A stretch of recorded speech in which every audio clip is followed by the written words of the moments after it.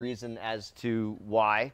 A lot of people have asked me if it was thalidomide, which was a morning sickness pill back in the 60s and 70s. That wasn't the case. I was born after that. Um, and my mom never took anything or did anything detrimental to the pregnancy. It's just one of those things that happened. And even though I was born missing arms and legs, life for me was normal growing up. It was a lot of fun, and I think relatively speaking, for somebody who grew up without arms and legs, I guess a lot of people find it shocking when I say it was actually easy. And I attribute that to two things.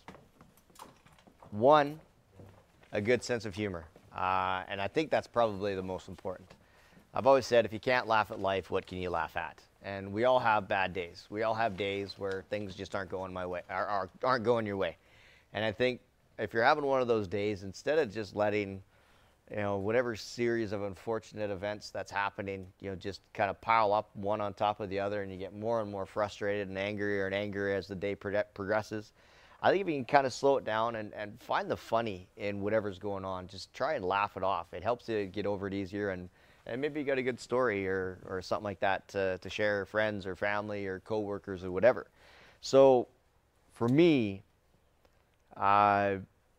when I was born, the day I was born, my grandma and grandpa weren't able to make it over to Alberta, where I'm from. And so my uncle phoned my grandma and grandpa to let them know that my mom and dad had a baby boy, that I was healthy, but I was missing arms and legs. So my grandma's reaction was to jokingly say that my dad never finished anything he started. And that was perfect. That reaction, I don't think I could have started life any better way. Her reaction wasn't one of, oh my goodness, this is horrible. What are we going to do? What a tragedy. What kind of life is he going to lead? Her reaction was one of, all right, it is what it is. We can't change it. Everything's going to be fine, and we're going to have some good laughs along the way. And, in continuing in that same theme, my brother refers to me as his half-brother. Sometimes you got to let those land. My dad was and so some of these jokes that I tell, I got to make sure that they aren't lost in translation. But my dad was at a conference a while ago, and they were sitting around afterwards, and people are kind of telling some stories and telling some jokes. And this lady, knowing absolutely nothing about me, told the joke, what do you call a guy without arms and legs in the water? Have you guys heard that joke over here? No? Oh, shoot, this might not work very well. But so the joke is, what do you call a guy without arms and legs in the water? And my dad says, well, it's Chris. And the lady goes, no, it's Bob. And my dad goes, no, that's his brother. So my brother's name is actually Bob, but the joke is like to bob up and down in the water is like there's other cheesy ones. What do you call a guy without arms and legs at your front step? Matt. There's another, what do you call a guy?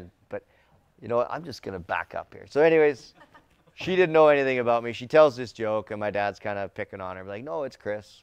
Chris has no arms, no legs. And my brother's name is actually Bob. And then she felt horrible when she found out that she told this joke, and my dad actually has a son without arms and legs. And it's one of those things where, that kind of stuff doesn't bother me. I don't know how many times I've been to a restaurant or a store or whatever, and somebody comes up and says, just let us know if we can give you a hand. Any assistance with anything. Like, if you ask me if I need a hand with something, I'm not going to get mad. I'm not going to get upset. So having that good sense of humor, being able to just laugh off life has been huge in my life. And also, it helps put people at ease. When people first meet me, they're not too sure how to react. They're not too sure if, like even something as simple as, people ask me, well, how do you shake hands, or do you fist bump, or what? I'm like, I don't care. I really don't care. So when I can make jokes and joke around with people, it puts them at ease. They realize I'm just a regular person, having fun, laughing, loving and laughing at life. You don't have to be super sensitive and worry about saying the wrong thing. So yeah, that's been huge. And the other reason why growing up without arms and legs has been easy is this has been my normal my whole life. I've never known what it's like to have arms and legs. So for everybody here, You have fingers and toes and knees and elbows and all that complicated stuff. When you just figured out how to do things. When you're a little baby, you don't remember, consciously learning how to grasp things with your hands or consciously learning how to crawl or walk or run. It just all happened naturally. And it's pretty much the same thing for me. I just figured out how to do things the way I do things now. And, my mom and dad said it was difficult at times to, see me struggle. They wanted to jump in there and help me out, but they realized very, very early on that I needed to figure that stuff out myself. And so to kind of sit back and watch me maneuver whatever I had to do and just figure out a way. And that really goes for parenting, whether it's a person who's, a child who's missing limbs or, regular able-bodied child. If you hover over your kids and you do everything for your kids and you protect your kids, all you're doing is teaching them to sit back and wait for somebody else to do it. So that, method of parenting on the behalf of my parents is, a big reason why I'm completely 100% independent and self-sufficient now. Traveling here, I was speaking at a conference in Indiana last night, and I flew from Chicago to Reykjavik, and I travel completely solo. I'm lugging my own suitcase around. I do everything completely on my own, and that, like I said, my parents let me figure out how to do it. Let me fail, and that's, failure is a great thing. Failure is probably one of the best learning tools we will ever have in our lives. Fail often. Failure is only a bad thing if you fail once and then you quit. You learn from your mistakes. When you fall down, you pick yourself up, you dust yourself off, and you get back into it. And in those instances, if everybody here in this room and watching here today can think back to the moment in their lives where they thought they were down and out and, they weren't going to be able to recover, but they were able to, or you were able to pick yourself up and get back on top, that's when you realize just how strong and resilient you are as an individual. So, failure, I don't be afraid of failure. Embrace it and learn from it as much as you possibly can. Now, growing up for me, I grew up in Western Canada, like I said. I grew up in agriculture, helping out on the farm, riding around on combines and tractors and stuff like that as a kid, and still to this day. When I'm not traveling around doing presentation like this or doing marathons, I'm at home helping out on the farm as much as I possibly can, and I love it. I love it for many reasons, but one of the reasons why I love it is it's not a job you expect a guy without arms and legs to be doing. A lot of people are shocked when they hear that I can climb up into those tractors or into those combines on my own and operate them just as is. I don't need to make any modifications or changes. There's the odd tractor that I need a little piece of wood to hit the brake, but other than that, for the most part, I can just run them as is. And I'm going to show you guys a quick little video of it was done by a friend of mine at his farm down in Southern California, and it actually aired on the Oprah Winfrey Network, which was kind of cool. And it actually worked. It really helped out my speaking career too. When Oprah says, "Hey, you got to check this guy out," people tend to listen. So I'll play that here for you. Here's the latest original short from filmmaker John.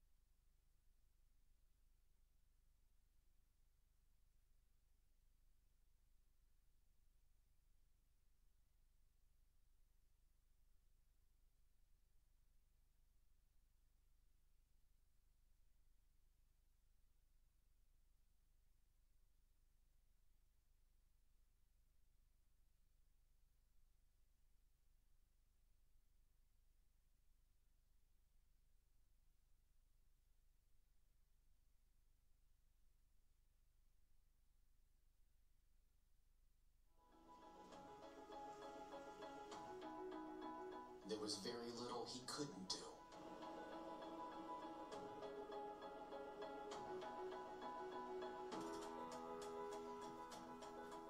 I remember as a kid being sent down to the office because I wouldn't wear my prosthetic arm at school. They weren't really for me. I don't think I even realized I was missing arms and legs.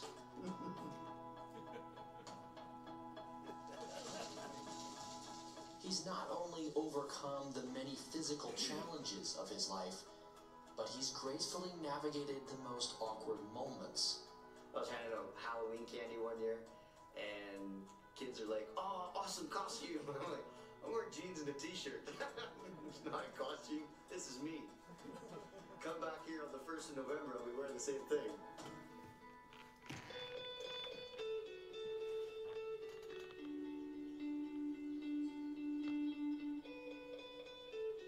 Some people are ashamed of their freckles. Some people are ashamed of that spare tire around their waist. They have big ears or a big nose or whatever. I think if you're worried about how you look, you're cheating yourself out of opportunities. Chris's powerful courage is fueled by the acceptance that he has for himself. Imagine if in our own lives we could all do the same.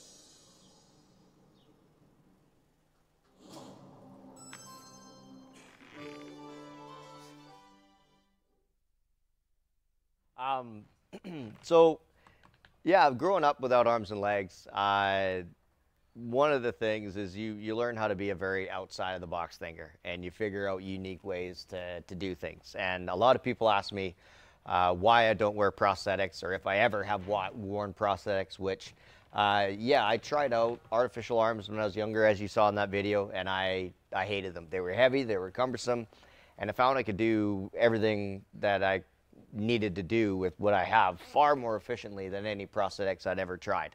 And you know, you saw me writing in that first video, or that video there, but one of the things I like to show people is operating my cell phone. It's a regular cell phone. There's no sticky on the back. There's no like sticky on the back of the case. A lot of people ask me if there's a magnet in there, which would only make sense if I was made of metal. But yeah, I can board down the road and check my messages, and I do not drop this thing. The last time I had a broken cell phone screen on my cell phone, my now ex-girlfriend, she was the one that dropped it and broke it, and she has hands. So what does that tell you? But yeah, I can hit the individual buttons, hit the passwords, hit the individual buttons to punch in my password. I don't use Siri or voice texting. I type out my emails manually. I always find you got to go back and correct everything, and it would have been just as long to type it out manually anyways. The only thing different I do on my phone than you guys would on your phone is if you're looking at a website or a photograph, you zoom in with your thumb and your pointer finger. I have to use my mouth, which my brother always teases me about whose photo I'm looking at, but you figure it out. As far as artificial legs are concerned, I used to wear artificial legs up until probably about 7 years ago, and I was down in Florida taking a course, and I bought a longboard just for fun. I'd ridden a skateboard around the hallways at school when I was a younger kid, and I thought it'd be just kind of cool to cruise around up and down the boardwalk along the beach on a longboard. And the first time I got on the board, I went down the boardwalk, and about 10 minutes later, I stopped and I kind of looked back, and I just realized how much distance I had covered. I'd gone farther, faster, more efficiently than I ever could on my artificial legs, and I honestly, that was the last day or the day before that was the last day I ever wore artificial legs. I've been on the board ever since. As you saw in that that last video, you know, I can hop around on my right leg if I get somewhere where, you know, there's gravel or grass or whatever, and throw the board over my shoulder, underneath my arm, or you know, going upstairs, not a problem at all. And actually, stairs, I do a lot of stairs when I'm doing marathon training, getting ready, because I might not always have an opportunity to have, you know, good paved pathway to go for my training runs or boards. So I'll actually just, if I'm staying in a hotel, because I spend a lot of time on the road, I'll just find a hotel or whatever hotel I'm staying at, just go into the stairwell and go up and down 10 times, 20 times, 50 times, and I actually find it's a better workout than going out on the board. So I actually do prefer, for my training, doing the stairs. But you know, that whole, you know, the whole evolution of getting onto the longboard is what really, you know, sort of jump-started the possibility of doing these marathons. I would never be able to, I shouldn't say never, I don't like speaking in absolute, and it's if I can, not if I decide to do it, whatever, it doesn't matter. But yeah, it would have been really tough. Like I couldn't run, I couldn't even jog on my artificial legs.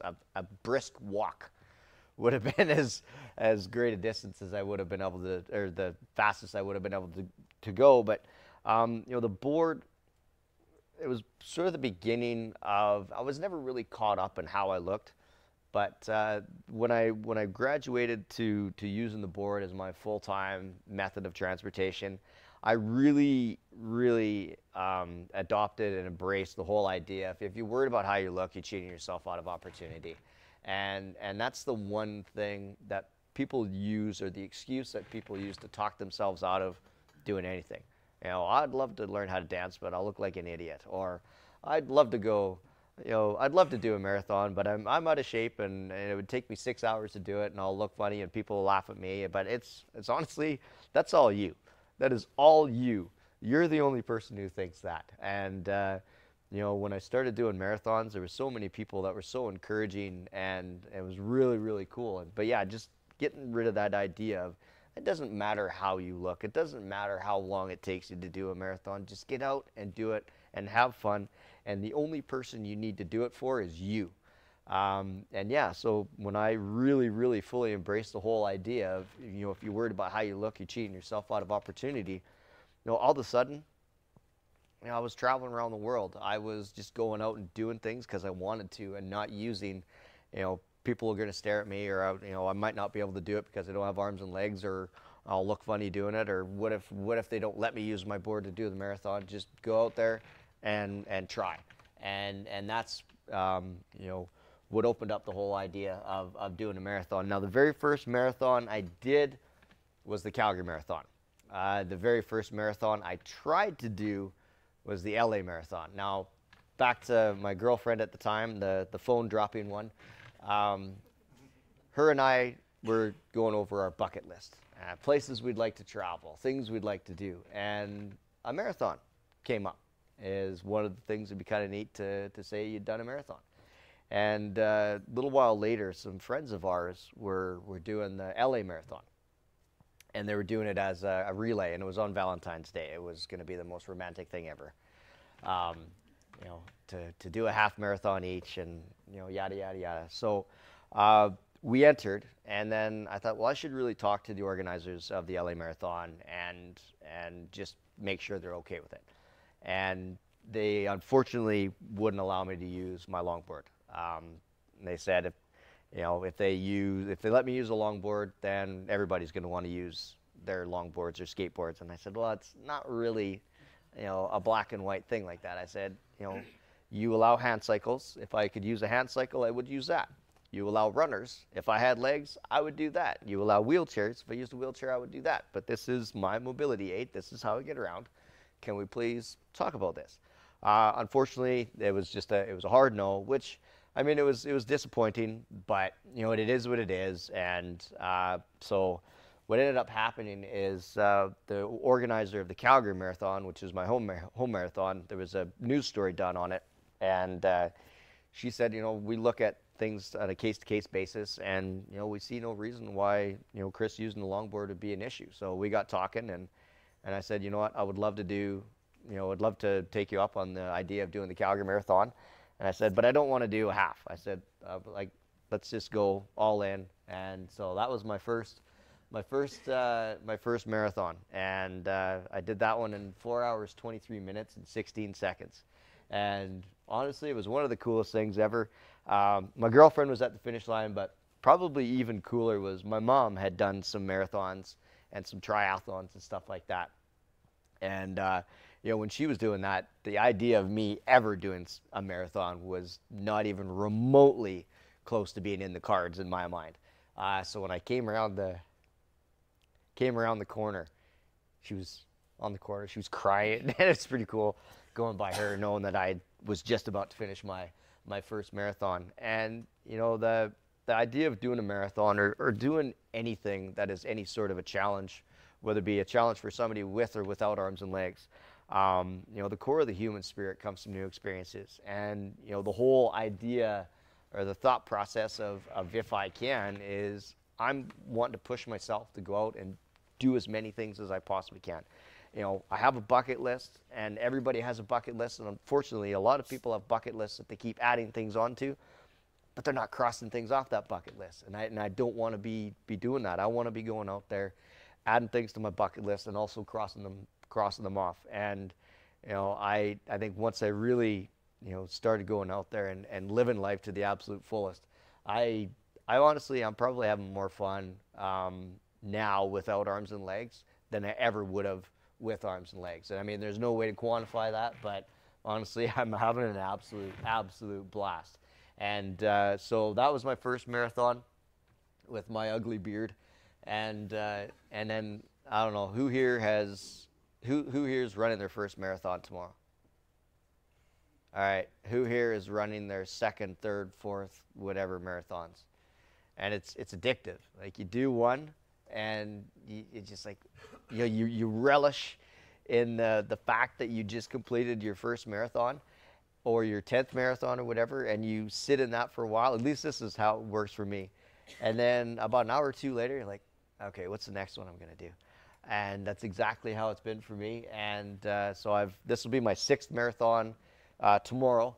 And just a whole lot of neat opportunities have come through these marathons, whether it be travel or whatever. And one of the neater ones was the opportunity to meet our Prime Minister, Justin Trudeau. That was just before the half marathon I did in Ottawa. By the way, he only did the 5K, but I thought about really rubbing it in. Like, I have no arms, no legs, and I'm doing a half. You should be at least doing full marathon. But and then I heard that the president of Iceland is doing the half tomorrow. So I think it'd be kind of cool if I had the chance to meet him. So we'll see. But no, it's been an absolute ride. And I was asked in an interview today, so how many marathons do you plan on doing? I'm like, I don't know. I mean, this is my 6th. Maybe I'll get to triple digits. I have no idea. I'm just having fun doing them, and that's the biggest thing. Is I'm not out there. Tomorrow I'm not. I might get my personal best. I don't know. It might take me 5.5 hours to do it. I don't know. Chances are I'm going to be slower because I've never been to Reykjavik, and I'm going to be sightseeing along the way. Is it bad to take a camera with you on the marathon to take pictures? But I'm just going to be out there having fun, and that's the biggest thing is having fun doing it. I'm not trying to be faster than other runners. I mean, I can't really compare myself to runners. I mean, going uphill, it takes me a lot more energy and a lot more work to get uphill. Going downhill, I love downhills. And I got to find a marathon that's just completely downhill all the way. And make it be a Boston qualifier, something like that. Would be absolutely unfair. But no, it's been so much fun, and that's back to the whole idea of if I can, just using this as an opportunity to push myself and see what I'm capable of doing, and hopefully when people see me doing things like marathons or running farm equipment, or even just something as simple as living a happy, independent life, I truly hope people take a look at that and then take a look in the mirror and say, hey, you know what? I think I got more in the tank for myself. There's more for me to see and do out there, and hopefully it's that nudge or proverbial kick in the butt to make more of their own lives as well. Now, I've said that life has been pretty amazing, and life has been, you know, pretty fun cruise. But you know, there are bad days. There are days where, you know, I do think to myself, you know, if I had arms and legs, life would be a hell of a lot easier. There are days where, you know, I throw that pity party and think, you know, why me? This sucks. You know, and I guess, you know, when I'm having those days, and we all have bad days. It's inevitable. And often what happens is, you know, just, you know, one thing after another, and that bad day just gets worse and worse and worse. And when those days are happening, I try and slow it down. And instead of, you know, feeling sorry for myself that I'm missing arms and legs, I try and slow it down and think, all right, I'm missing arms and legs, but what are the good things going on in life? Because when you're sitting in a puddle of negativity, it's really, really easy to just let negativity in and block out any sort of positives that are around you, or that are potentially coming in. And so I try and slow it down and think, all right, you know, what's going on good in my life? I mean, I have an amazing family. I have 2 little nephews and a niece that I absolutely love to death. You know, I have a job that I absolutely love. I get to travel around the world, you know, share my story, do cool things, and hopefully make a positive impact. I mean, this job is, you know, it's brought me here to Reykjavik. It's taken me down to Australia, and actually, just this past winter, I was down in Australia speaking at a conference, and afterwards I got to go shark cage diving with great white sharks. And so on the 2-hour boat ride out to the Neptune Islands, we're sitting on the boat, and I was telling people that was actually my second time shark cage diving. The first time didn't go so well. That was awesome because the captain of the ship, or the boat, once we dropped anchor and they're getting ready to drop us and the cages in there, he's like, all right, so you're going to be in the shark cage, you're going to have your GoPro camera, and there's going to be great white sharks swimming by, and he says you're really going to want to get a good shot of them, but he says don't stick your arm outside of the cage. That would be a really stupid thing to do. Just ask Chris. So I love it when other people get in on the jokes too. But no, all those things, you know, when I really look at that and take inventory on the positives in life, it makes the fact that I was born missing arms and legs absolutely moot, completely secondary. And as I said before, I'm having more fun now, as you know, I'm pretty sure more success without arms and legs than I ever would have with arms and legs. And again, there's no way to measure that, no way to quantify that, but you know, it's been an amazing ride. And honestly, my worst days have nothing to do with the fact that I'm missing arms and legs. It's something completely different, but something will happen, and it's really easy to blame it on the no arms, no legs. Just like somebody else might blame, you know, their woes on money or opportunity or race or gender or whatever. It's easy to blame it on something. You got to blame it on something. You can't just have a bad day. You got to blame it on something. And yeah, again, for me, it has nothing to do with this. And actually, one of my worst days in recent memory is right there. That was the last Calgary Marathon. Picture was taken just over halfway through. I saw the clock, and I knew I was going to have my personal best. And I had a chance at getting under 4 hours. And so once I saw that, I was going as hard as I could. When I got to the finish line, I ended up finishing 4 hours 2 minutes and 3 seconds. And then, yeah, kind of confusing as to why that might be a bad day. But the day before that, you know, my girlfriend broke up with me, and I was absolutely crushed, devastated. And honestly, that day I didn't even want to get out of bed. The last thing I wanted to do was go board, you know, 42.2 kilometers. But you know, you push through those bad days. You push through, and there's often good things. So I was joking around with my brother. He said, well, you need to date somebody before this marathon in Reykjavik and get her to dump you the day before, and maybe you'll get another personal best. But you know, you push through the crappy stuff, and you come out better on the other end. And that's, you know, back to the whole idea of, my worst days are, it's all up here. It's the 6 inches of space or the 30 centimeters of space between the ears. This up here is the strongest muscle you have in your body, and it's also the biggest obstacle you'll ever have in your lives. This is what gets in your way. It has nothing to do with physical ability. The taxi driver that drove me over here, he's a power lifter, and we were talking about the psychology of sports, and the body is capable of doing some pretty amazing things. It's just a matter of letting the brain get out of the way and say, all right, you can do this. And for people who've done marathon, one of the marathons I've done is a Modesto marathon, and it goes quite a ways outside of the city. And then there's just nothing but open fields, and you might encounter 3 or 4 people in a span of 3 or 4 miles, and it's you don't have people banging drums and ringing cowbells and stuff like that to pump you up. It's a matter of saying, all right, I'm 17 miles in, and I really just want a cold beer and a nap. I don't want to go another 5, 7 miles or whatever.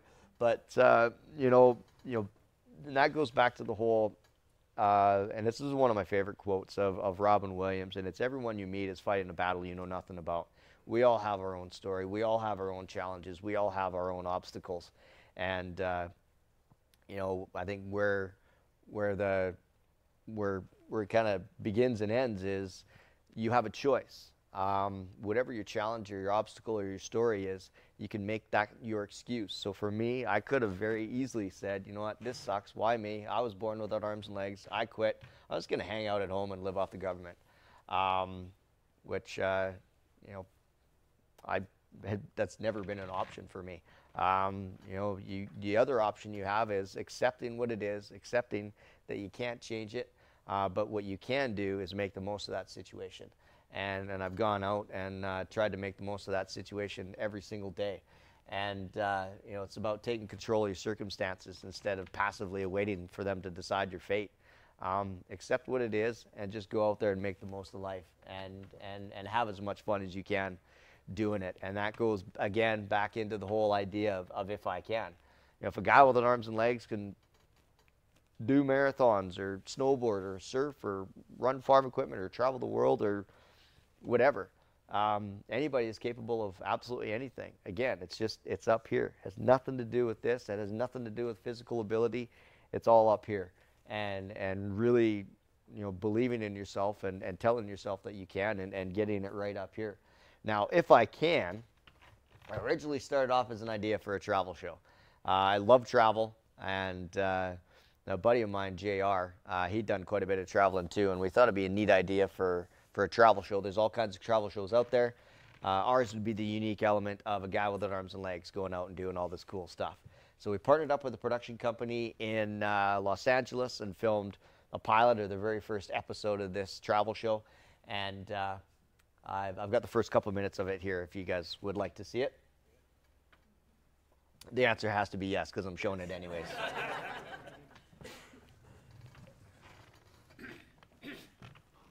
Growing up, I spent a lot of time on my grandpa's farm in a small town, southern Alberta, and it was a pretty normal life. I am Chris Koch, farmer, motivational speaker. Anything is possible. If you can dream it, you can do it, and a professional adventurer. Chris's life needs to be exciting, so if it's not, he has nothing to talk about. A professional adventurer is the job of a lifetime. Chris has never shied away from anything, ever. He's an amazing athlete. He can do a lot of stuff that I know a lot of people can't do. Chris has been doing this his whole life. I grew up very, very slowly. I'm still only about 3'6". People say that I have a disarming personality. I use that humor as a great icebreaker. People are like, oh, this guy is easygoing, he's laughing and loving life. I definitely have some disadvantages of being a professional adventurer based on my physical limitations, but I try not to acknowledge that. Yeah, I was born without arms and legs, but it happens. I've got this amazing girlfriend, my family, incredible friends. I'm trying to cross off bucket list items, and as hectic as it is, there's so many other amazing things out there to see and do. If a guy without arms and legs can do all those things, anybody is capable of doing anything.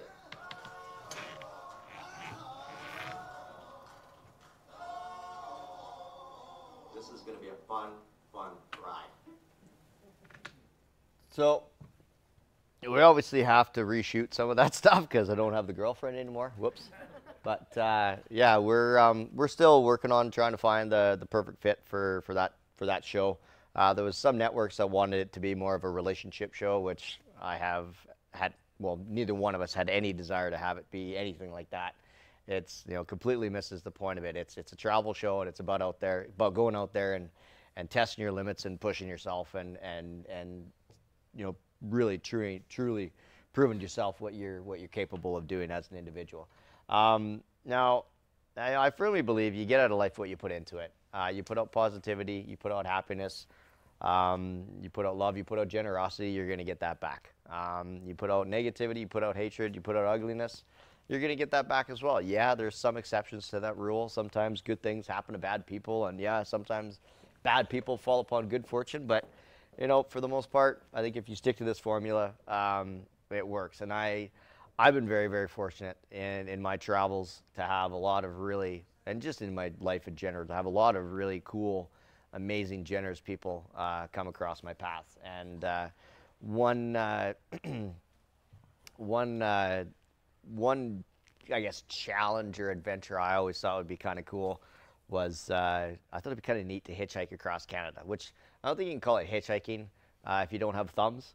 But yeah, I had a couple weeks, about 3 weeks of spare time.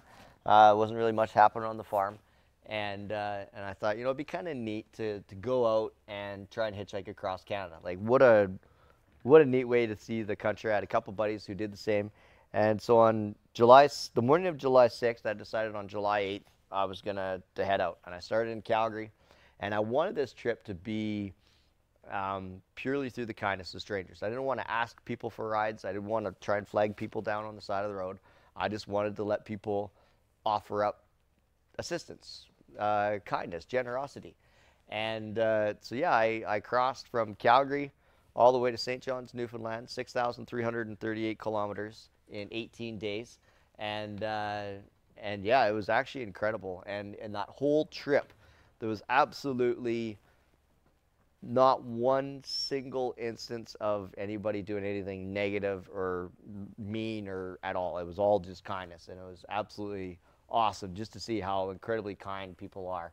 And you know, one of the stops that that guy on the left, he actually hitchhiked across Canada about 3 years ago. He also is missing his arms and has short legs.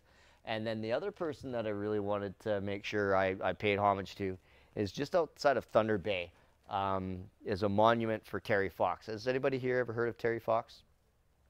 He's a Canadian, and he lost his leg to cancer.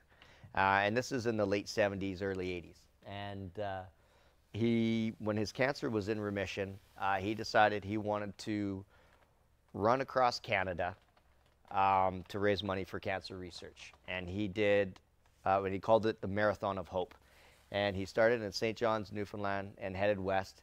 And he did 43 or 44 days straight, a marathon every single day on one leg. And I mean, he is probably one of the most incredible people to ever have walked this earth, in my opinion. And unfortunately, the cancer did come back, and he did succumb. But yeah, it was about 43 or 44 marathons in a row. And that's absolutely incredible. And I figured I cannot cross Canada without, you know, paying tribute to him. But and that's me there at the furthest east point of North America, and also Canada at Cape Spear. But I guess in wrapping up, I want to give you guys an opportunity to ask some questions, and then also have time for Jack to get set up for his presentation. But I hope you enjoyed my presentation. I hope you had some good laughs. I hope you enjoyed the stories. But more importantly, I hope my sharing my story has you thinking about yourselves and things you've thought about doing, or talked about doing, or dreamt about doing, and hesitated for whatever reason, and instead of just going out there and doing it. And I tell people I'm far more afraid of regret than I am of failure. I do not want to look back on life saying, I wish I would have done this, or I wish I would have tried that, or I should have done.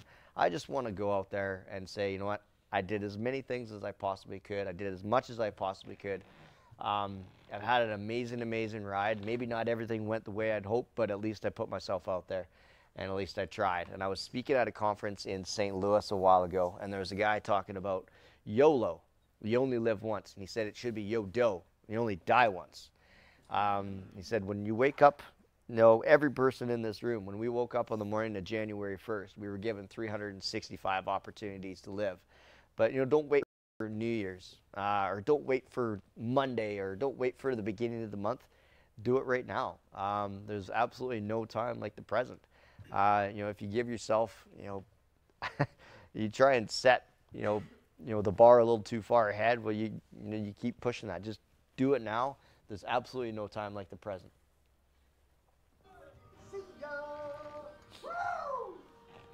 This jump is taking a huge leap of faith.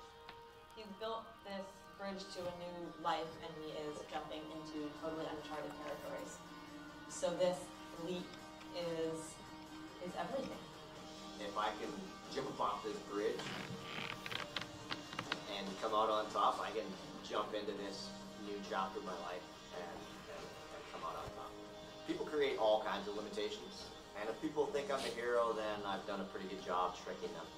I just like to have fun. I think the world really needs a dude who's maybe had more struggle than everyone else, who still is so willing to go head on, just do ridiculous things and not take anything too seriously.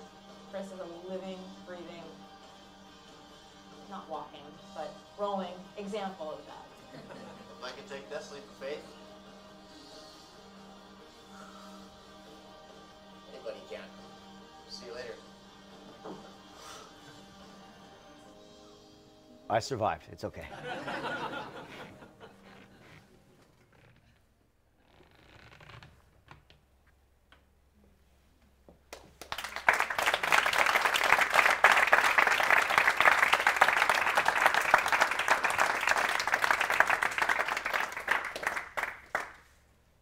So yeah, I guess I want to thank you guys very much for coming out. I want to thank for Anna and everybody else for having me here today. And yeah, for all of you running tomorrow, best of luck. Have fun. Have an incredible time. And yeah, looking forward to seeing you guys all out there. Thank you.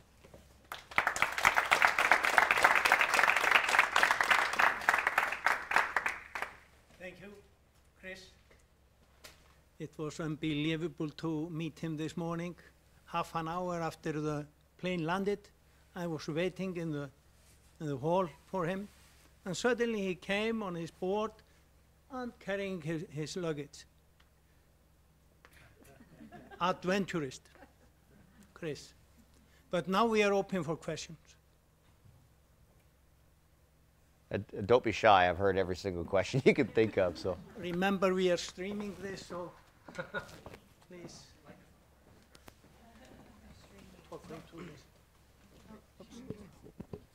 I missed the microphone. Oh, just a second here. Is it on? Yes. Is it? Can you hear me? Okay. Perfect. I missed that microphone because I don't see very well. But first of all, I just want to thank for the presentation. It's very awesome. We're from Canada. The group of us here running, actually, and this guy's from your hometown. Running his first marathon tomorrow. More Canadians. And breaking records. Just curious, a lot of people would probably look to you as a role model. Wondering who might be some of your role models. Well, Terry Fox, as I mentioned in the presentation.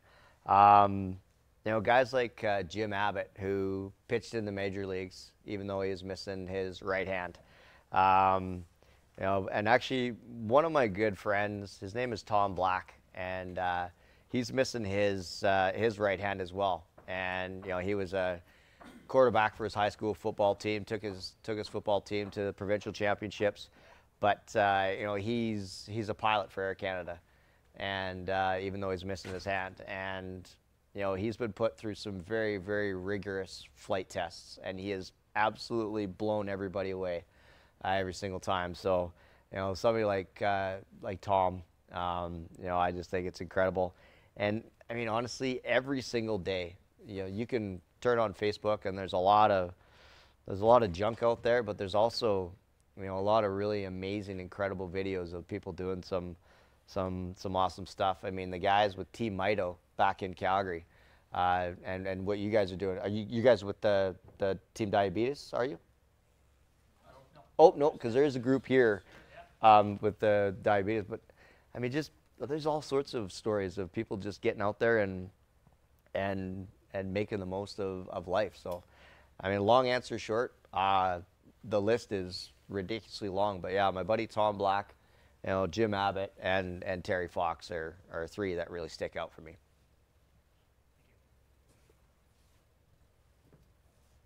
More questions? Yeah. One. Do I ever get hurt? Yeah. Did you ever get hurt, like with your skateboard, like, or Oh, scared to I fall? have come off this thing so many times. Thankfully, not during a marathon, but you'll be going along, and the tiniest little rock will get wedged underneath the wheel, and you'll go from cruising along to a dead stop, and I've cut open my. But you get better, and I got low center of gravity on my side, so I don't fall. The balance is good. If I do fall, it's not that far to fall. But actually, one of my favorite stories to tell about getting hurt, on my right side, I have a partial leg and a partially developed foot, and that foot on the right side points backwards. And my brother, long story short, a piggyback gone wrong, tripped and fell, and we stumbled down a set of stairs, and that foot got broken.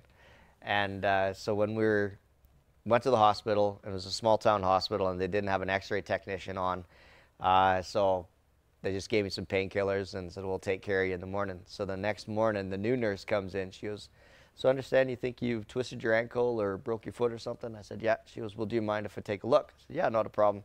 She peels the blanket off, and she sees my backwards foot. She's like, oh, my God. I said, no. I said, it's okay.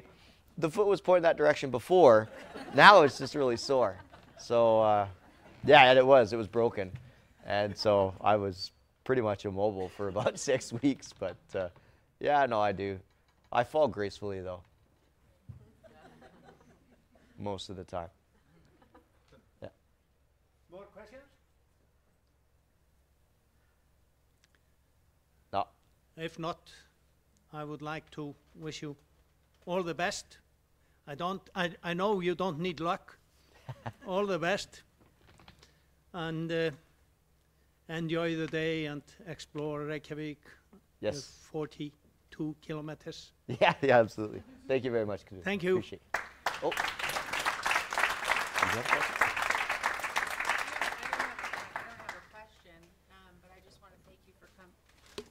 Hey there, I don't have a question. I just wanted to thank you for coming. I really enjoyed your story, and I think you're wonderful. You bring a good light of positivity, so Thank you very much. I appreciate that. Sounds like there's a lot of Canadians in this room today. From Alaska? Oh, okay.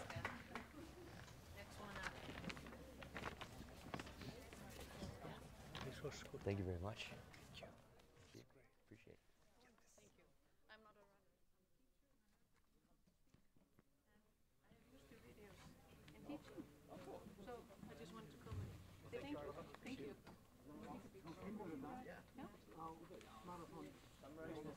it. Þá get ég notað fyrir krakkana sem eru að koma. Takk fyrir það.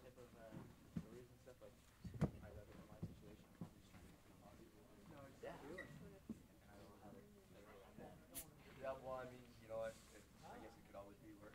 Yeah. So, you're from Canada? Where in Canada? Yeah, so from I went past Cornwall. I didn't go through Cornwall.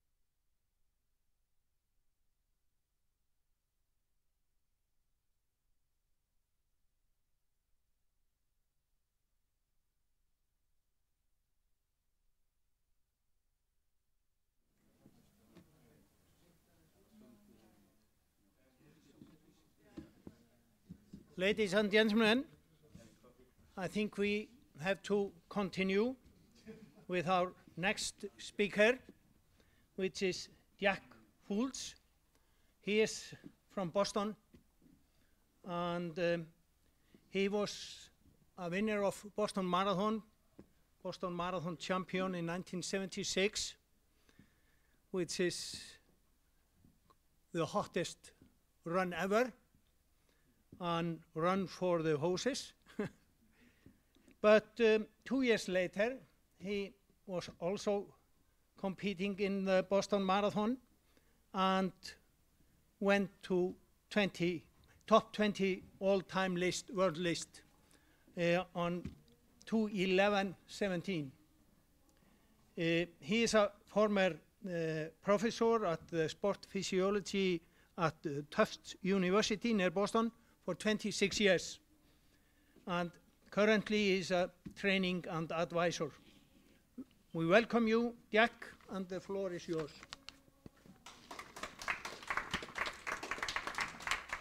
Thank you very much, Knut. Now, so I'm not using this microphone. The one here is fine, right? So I can move around a little bit? Okay, fantastic. So, well, I want to thank Anna and the Reykjavik Race Committee for inviting me to join all of you today, and thank all of you for being here. How many of you were here for Chris's presentation a little bit earlier? Okay, so there's a Chris fabulous presentation, by the way, and there's a little line in vaudeville, and it goes something to this extent. You know, you never want to follow an act with little children or puppies, because they're just difficult acts to follow. Chris, I'm going to add you to that list. It was such an incredible presentation, and especially with regards to one of the topics that they wanted us to address was overcoming adversity.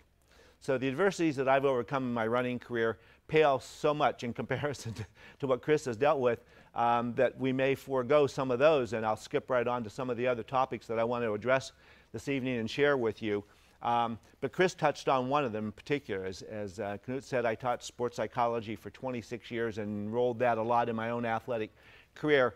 Chris touched upon it very succinctly, and so did Yogi Berra, the great American baseball player one time, and we all know the Yogi Berra-isms perhaps, well, hopefully most of you do. You know, he said 90% of this game is mental, the other half is physical.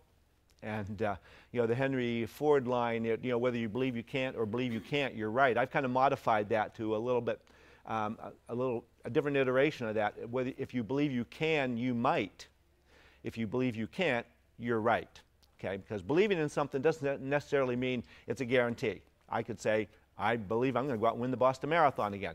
I know it's never going to happen, right? So, but nonetheless, you know, things within reason, that the limiting factors is what the bottom line is, are really the 6 inches that Chris mentioned between our ears, and not the natural ability that we may or may not be born with. And Chris also really very adeptly illustrated that perhaps there are no disabilities, there are just different abilities. And we're all born with our own unique set of abilities.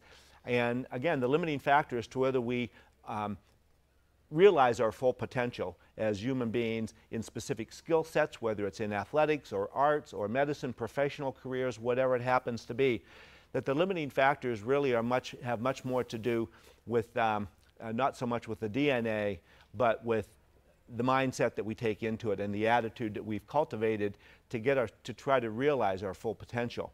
Malcolm Gladwell, how many of you are familiar with his book Outliers, The Story of Success? I highly recommend it if you've never read it. It's a great book. So he looks at some of the tremendously successful people in the world as we know it today in the 21st century. Bill Gates, Warren Buffett, people at that level who've achieved tremendous amounts of success in what they do, and looked at the underlying factors. What does it take for any of us to be successful in whatever we do, whether it's at those high levels or in our own world?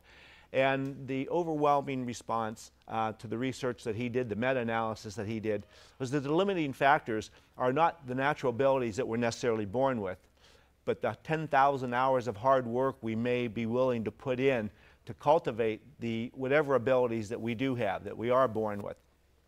And cultivating those through a lot of hard work is really what differentiates those who are successful in their lives, even by their own measures, and those who are not, those who really fall short.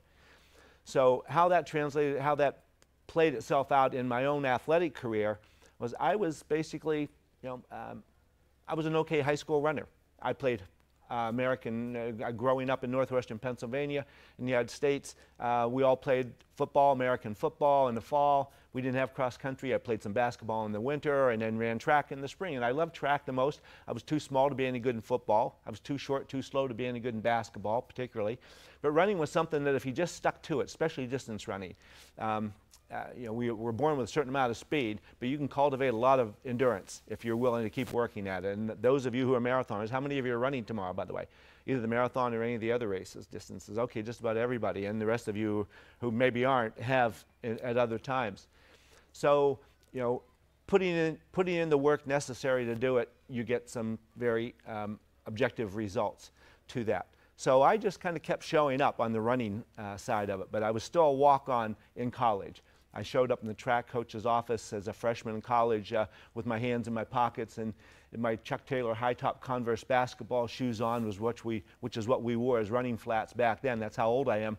And said, hey, I'm Joe Schmo from Pennsylvania. I want to go out for your track team. And you can imagine the look I got and the response I got from him. The best thing he did, though, was say, well, the guys on the team, I can't do anything for you, and I'm not going to, but the guys on the team are going for a run this afternoon. You're welcome to join them.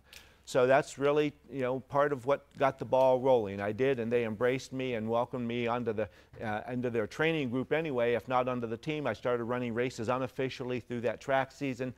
And within a year, I started beating some of the guys on scholarship, ran my first cross country there and earned a varsity letter, and I was just ecstatic. Here I am, a little Joe Schmo at the University of Arizona, big campus, wearing a varsity letter jacket as a freshman, and I think I was swimming in the jacket. It was probably too big for me. But nonetheless, it was a pretty humble beginning. But I still had big dreams, and they were pretty much open-ended. I just wanted to see how far I could take this whole thing in the context of doing my studies or whatnot.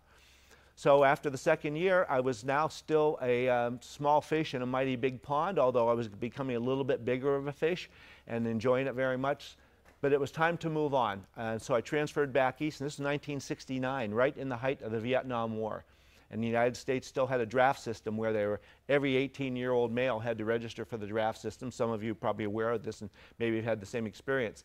I'm not sure what Canada's systems are, or here in Iceland, probably all different. But nonetheless, we had to do this. And so I was out of school for 3 months in the transfer process and ended up getting drafted, which really was a ticket into the Army. And back then, just about everybody going into the Army in the United States was going to Vietnam to fight an unjust war, but I won't get into the political aspects of that right now, although I'd like to. It's a whole different conversation. But nonetheless, I was willing to serve my country, but I wasn't willing to go die in an unjust war or to have to kill somebody in an unjust war. So I joined the U.S. Coast Guard. I was fortunate enough to be able to get in. They serve a peacetime function, saving life and limb at sea and long-range aid to navigation, whatnot, so I actually felt I was serving a purpose. But it also provided me with an avenue to continue to pursue my running once again. And it was when I was in the Coast Guard that I finally got into marathoning. I was stationed down in Washington, D.C., fortunately after 6 months of training. And they happened to be one of the very few areas, this is back in 1969, 1970, road running wasn't what it is today. I mean, you ran road races and they would hand you a popsicle stick when you crossed the finish line to mark your finish place. Some of you may know that if you were back in those days. But nonetheless, it was a whole different world in terms of running. But nonetheless, again, I just kept showing up. And every week, every month, the races got longer and longer. And finally, the winter of 1971, they were all building up toward a marathon. So I said, okay, I'm going to do the same thing. I ran that marathon. I was fortunate enough to win. I had a really good day, the best day I'd had up to that point. And lo and behold, I beat everybody to the finish line. Well, that was another psychological springboard for me. It was kind of an awakening that I really wasn't sure if I was ready for this, and lo and behold, it happened. I came up and ran Boston, my first Boston 71, and ended up finishing 12th. So those two really opened up. All of a sudden now, we all have those experiences, right? You're pursuing your dreams. You're not sure if it's really going to happen. You keep putting in the work. And all of a sudden, boom, something happens. You may feel like you backed into it or whatever, but you have an experience, you run a race, you do some workouts that you thought really you weren't capable of, and it becomes a bit of an epiphany. It opens up a whole new era for you of what you feel might be possible for you. And it doesn't necessarily even have to be just in your running. Running can be a nice model for other things in life, and in fact it is. A lot of these lessons that we learn through our pursuits in running are universal lessons that we learn. They apply to every other dimension of our lives. You just have to find a way to fit them in and realize that if I just keep showing up on the running stuff, I'm going to get very close to, if not beyond, what I'm pursuing. And the same is true in life. So I ran the marathon for a few more years, finally got out of the Coast Guard and went back to college at Georgetown University, and now I was off the roads. No more marathoning for 3 years. I was running track and cross country for them. Fortunately, I had developed to the level where it was actually, they were paying me to run. I had a college scholarship, the GI Bill, which is the American government pays veterans to go to college. So things are working out pretty well for me.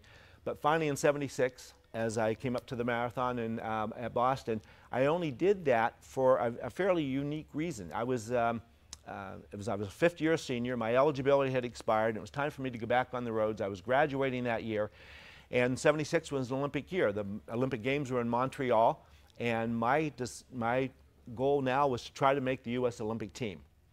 And this process, the mental process that I took into Boston because of this, is what, again, turned on some really bright lights for me and revealed some aspects of competition, the very nature of competition that changed the direction of my athletic career and then my own actual career into sports psychology. I went back to school, got that and taught it for 25, 26 years, and still use that with all the athletes that I train. I'll get into a little bit more of that later on. But when I went to Boston that year, I'd run it 3 times before, and I was a competitive athlete. It was really pretty much defined who I was and what I did from an athletic standpoint. And but coming up to Boston, my primary goal, as I said, was to get, I hadn't qualified for the U.S. Olympic trials. You have to run a certain time to then run in the Olympic trials marathon, and the top 3 out of that race make the Olympic team. That's the U.S. system. Well, we had Frank Shorter, the defending Olympic champion from the 1972 games. He was coming back, and he was still at the top of his career. Bill Rogers had won the first of his 4 Boston Marathon wins the year before in 1975, setting the American record. So those 2 were pretty much shoo-ins. The rest of us marathoners knew. So we're all running for that 3rd spot. But I still had to get the qualifying time. And the trials were only 5 weeks after Boston, so if it hadn't been for circumstances and my running for still out of my obligation for Georgetown because they were paying me to run on the track for them, I would have run a qualifying marathon much earlier. But I was sort of forced into the circumstances, and now I had to run Boston just 5 weeks before the trials to get my qualifying time. I went to the starting line with a mindset that, yes, I'd like to win this race. I'd finished 12th in it. I knew I could contend now. I was a much older, more mature athlete, many more miles under my legs, on my legs and under my belt, and I knew I could contend, or at least I was confident that I could contend. What does contending mean? It means you either win or you're referred to in the post-race press conference by the actual winner, knowing that you were a factor in the race. So I felt that I was in a position to do this.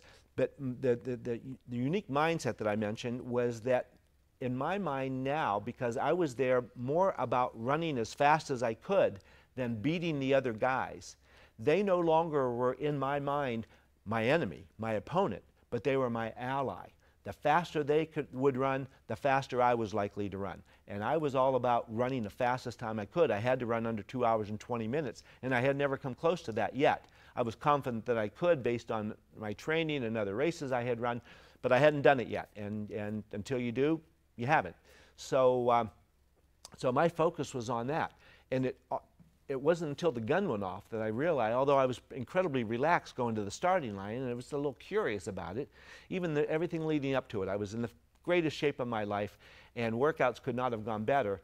But all of a sudden the gun went off and we started to run, and I just felt this incredible lightness of being, because the runners around me, again, I wasn't perceiving them as my opponents, somebody I had to beat or was going to beat me. There was not a psychological threat which elicits the fight or flight response anytime we feel threatened in any way, shape, or form. That wasn't there. It was not present whatsoever. It was very hot years. Knut said it was 96 degrees at the start, so trying to run your fastest time even when it's 75 is not necessarily a good idea. So it was crazy, crazy hot. I had to redo the math and see guesstimate how much the time was going to slow me down. and then maybe I could make the B standard, which means I could still go to the trials, I just had to pay my own way. So I felt supremely confident I'm going to get at least that B standard, so no problem. Well, and the whole race just played out that way. So many of the guys went out a little faster than they needed to. Again, I was just sitting back, letting them pull me along, staying as relaxed as I possibly could. Back then, again, I mentioned earlier how different racing was then than what it is now. There were no water stops on the race course. There were no clocks out on the race course. You didn't know where you were vis-a-vis time. There was no place to get water officially, but it had become known as the run for the hoses. They put a sign on the lead press bus that said, hose the runners. 96 degrees at the start, and sure enough, all the people that lived along the course were out with their garden hoses. I think I ran about 27.5 miles, zigzagging from curb to curb, back and forth, running under, taking showers and whatnot. So, but I was able to stay, well hydrated, stay relatively cool, at least not overheat, and everybody else who had gone out a little bit too fast, slowly but surely started to fall by the wayside and drop back. Finally, at the 18-mile mark, there I was pursuing. I knew once I moved into the top 5, I could see everyone in front of me and know where I was vis-a-vis them. Actually, the top 10 at the Wellesley point. Any of you run Boston before? You have? Okay, a few of you have. All right. So Wellesley College, an all-women's college, is right at the 13-mile mark. It's known as the Scream Tunnel. It's a real landmark for those of you who are yet to run Boston or anything you've read about it. And it's a real landmark. And that was where I moved into the top 10. And they had counters out there. At least they had that, telling us where we were vis-a-vis the race. And I could see everybody, all the other runners, the 9 runners in front of me, all lined up in the last about a quarter-mile big slope straight on the road. So now, for the first time, I had a sense of where I was in the race. Finally, though, in another 5 miles at the 18-mile mark, we ran around another landmark, the firehouse, and started the infamous Newton Hills on the Boston Marathon course. And I looked up, and boom, there's the lead runner running right behind that press bus with the Hose the Runner sign on the front of it. And so as I'm running up, I'm cutting the tangent on the road, running, so that put us on the opposite sides of the road. He was staying on the wide bend. I knew if he was doing that, he wasn't totally coherent.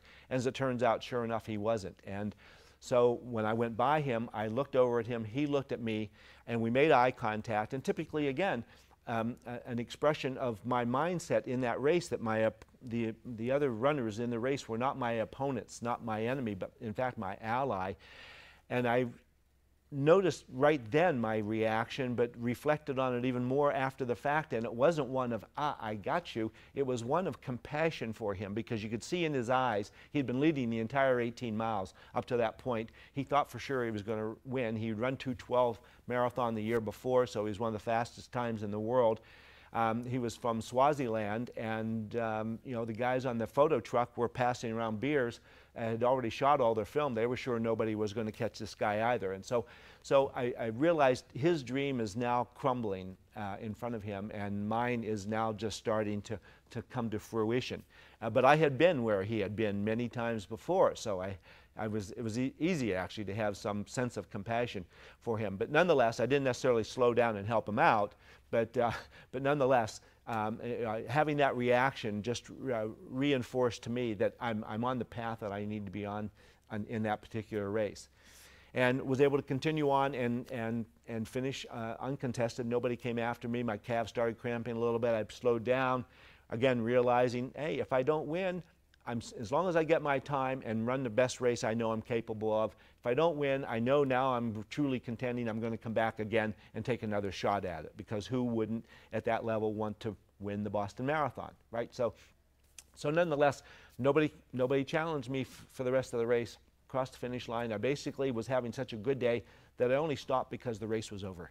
I felt like I just kept right on going. It was just, some days we all have those magical days. You do the workouts or races, you run them, and your best ones, all of our best ones, when you reflect back on them, say, my God, it was so easy in a relative sense compared to other harder workouts or harder races that we've had where we ran slower.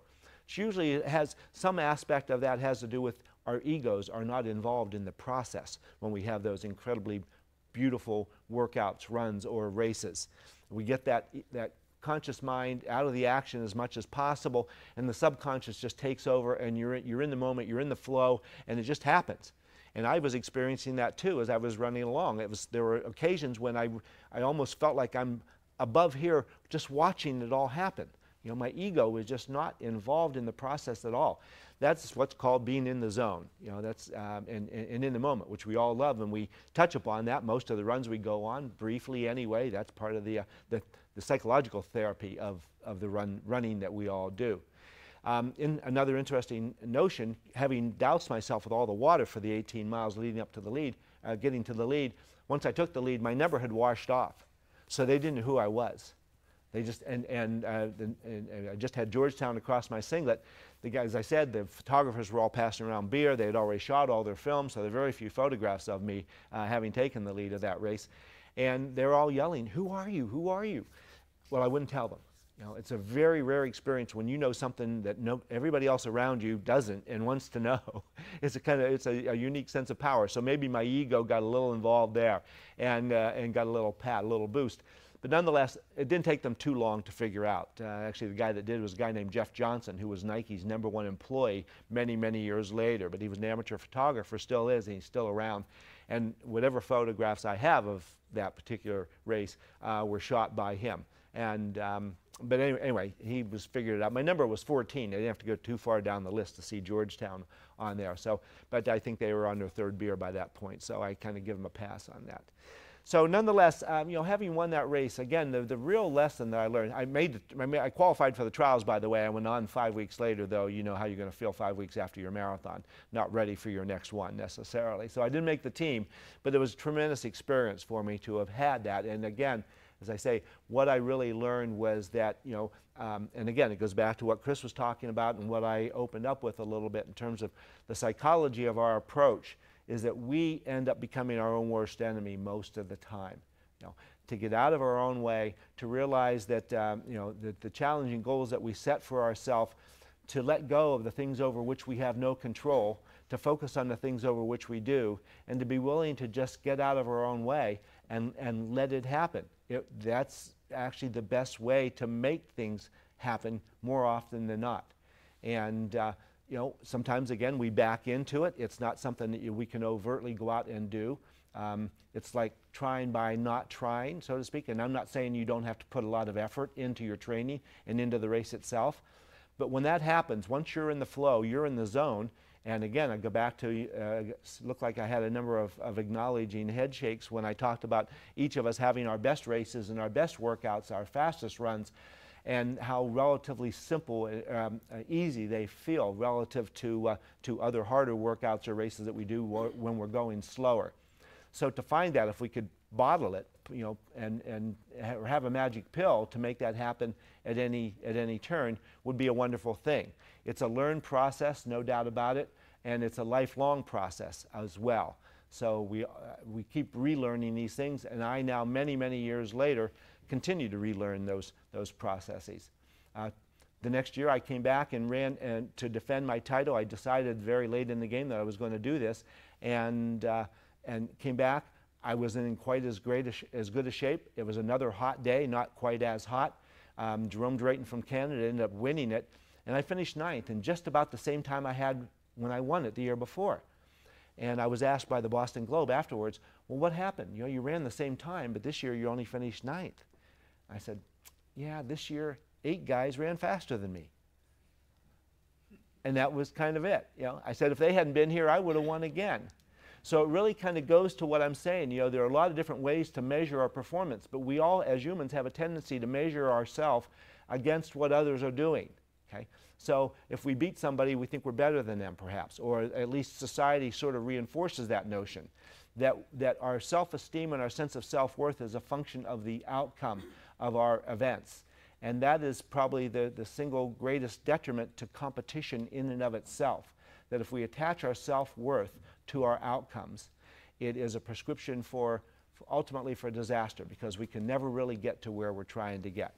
It's imperative that the kids learn this through the coaching and whatnot, and any influence that we might have on children as they're learning, because we start off at a young age just learning skill sets and having fun, and then at some point we get thrown into the competitive realm, and now it's about beating somebody and getting something for it, both extrinsic aspects of that experience. And that becomes the driving force, so that all of a sudden we're driven to just be beating other people in the competitions, and again, getting something for it, some reward, some acknowledgement, some whatever the extrinsic rewards are. It was like, it reminds me, there's a story of a little old man. He lived alone over in a dark house in the neighborhood, and every day the kids would come home from school and they would taunt him. They'd go by his fence and yell nasty things at him and try to upset him and whatnot.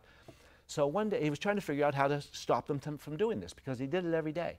So finally he came out and he came up with this brilliant idea. He came out one day and they were yelling at him, taunting and whatnot, and he came over and said, and what I'm talking about here has to do with the extrinsic rewards and how it can undermine our intrinsic motivation of what we're doing if we're doing things for the external aspects of it, to find the internal drive to do it out of the love of whatever it is we're doing. So he came out and he said, he gave them each a quarter. He said, thank you for yelling all these nasty things. Here's a quarter for doing that for me. He said, come back tomorrow and I'll give you a dime. Well, that's okay. Dime's still pretty good. So he came back the next day and yelling, yeah, and yelling at him and everything. And he came back out, said, gave him his dime, says, if you come back tomorrow, I can only give you a nickel, but I'll give you a nickel. Okay. So they came back again, yelled all this nasty stuff, and he gave them all a nickel. And he says, if you come back tomorrow, I can only give you a penny. I said, a penny? Forget it. And they went away and never did it again. So what he did was, with the extrinsic reward, he bought off their intrinsic motivation, their love of doing what they were doing. They were doing it for fun, right? And now all of a sudden they're doing it for money. And it changed the complexion and the nature of the whole experience for them. And so that's just what I'm getting at, that we want to be motivated and driven by intrinsic motivation to the degree that we possibly can. And it doesn't mean there's anything wrong with the extrinsic rewards that we get from that. It's fame and fortune comes for those who do it the best, the gold medals. But it depends. You can win a gold medal in some sports and it brings, multi-million-dollar contracts with it, and you can win a gold medal in other sports, and you go back to work the next day. Table tennis, some of the minor sports, or whatever. So that's a whole other dimension I don't necessarily need to get into. But so then when I came back in '78, and it was the last of my really good races at the Boston Marathon, and it was a perfect day weather-wise. Finally, we had that, and they had started making some changes. The Jerome Drayton, who won from Canada the year before, made some criticisms on the race. Hey, you guys got to have some water stops, should put some clocks out there and all that. And they started to. It took a while, but they started doing that. So it was a perfect day. It was 45 degrees with a slight tailwind, and everybody was there. The whole U.S. Olympic team from '76 was there. Drayton was back. It was just a stacked field and a perfect day. And so, boom. And I had showed up, and I was now in the best shape of my life once again, and excited to run. And again, pretty much the same approach. It was, these guys are not necessarily my enemy. I want to beat them, but I know we're all going to run fast. So now I'm going to get down and kind of mix it up a little bit and race, just plain race, people. And sure enough, we went on and on and on. We got to the 22-mile mark. One thing they still weren't doing was telling us where we were in the race, and we still didn't know exactly how fast we were running. There were some little clocks out, some stories around that I won't tell now, but nonetheless, at about the 22-mile mark, I'm running with a guy that I knew, and he wasn't a personal friend per se, but I knew him through the running world very well, and we knew we were flying. We said, man, we're all going to run the best, the fastest times we've ever run today. And right then, he made a little move on me, and the press bus pulled right in front of me at the time. So once we get down the hill, with 4 miles to go down Beacon Street in Boston's course, those of you who have run it know it, it was like the Tour de France in the mountain stages. You see, all of a sudden the spectators, there was no crowd control either still back then. So it was single file, runners and any vehicles that may have been out there, and so the runners are stuck behind the vehicles. And I'm right behind the press bus, this big lumbering thing chugging along at 10, 12 miles an hour and spewing out and I'm right there behind him, right? I got nowhere to go, no way to get around him. The spectators are all kind of squeezing out, and he's just inching through like in a parade. So finally, he gets stopped completely. I'm turned sideways. I'm squeezing between the spectators. They're jumping out of the way. I squeeze between them sideways all the way to the front of the bus, and I jump out in front of the bus, and now I'm running down the middle of the street again. I still can't see where the lead runners are. Every now and then I see the the flashers from the police car that was leading the lead runners, and they're maybe 200-300 yards ahead of me, but I don't know how many are between me and them. And once again, the press bus comes rolling up. He finally broke free, and he's beeping his horn at me, get out of the way, get out of the way. They had the press bus had the officials on, and they were trying to get up to the next checkpoint before the leaders got there. They had never, in the history of the race, had failed to get to that point. So the press bus goes roaring on by, only to get stuck again a quarter of a mile ahead. So I'm stuck behind the press bus once again, right? Same scenario. Turn sideways, squeezing between the bus and the spectators, and somehow pulled out in front of, and got in front of the bus, and now I'm running down Beacon Street. We now got about 2 miles to go. I'm still not sure exactly what place I'm in. I know we're still running fast. I hadn't had to stop, just get a little distracted and slow down. Finally, another time, the press bus finally breaks free, and he catches up to me, and he starts honking his horn once again. Well, you know, Sports Illustrated once did an article on the 10 best flip-offs in sport, and I'm disappointed I didn't get included in that. I thought mine was pretty good when I said, no, I'm not getting out of the way in my own manner. And, but nonetheless, he was very persistent, very loud, so I did, in fact, have to move over, which I did. The press bus goes by me one more time and finally gets to the last hill that takes you into Kenmore Square with 1 mile to go, and it's all marked right there, 1 mile to go. We all the marathoners here know what that sense is like. And now the press bus has stopped right in the middle of the road again. It's no problem for me because there's space around him. I just can't figure out why he stopped in the middle of the road. So I decided to pass him on the right-hand side because once we get over the bend, you make a slight right-hand turn there at Boston, and he starts to drive up again, and he's driving over to the side. So he's running me off the side of the road. He doesn't know I'm there, apparently. I'm banging on the side of the bus just to let him know I'm there and keep my mind in the race. Finally, he pulls over all the way to the curb, and he has nowhere else to go. He finally stops, and he's going about my speed. So once he stops, I think, thank God this is finally over, and I've got 1 mile to go to chase down whoever I might be able to see, and he opens the door. You know, and boom, right there.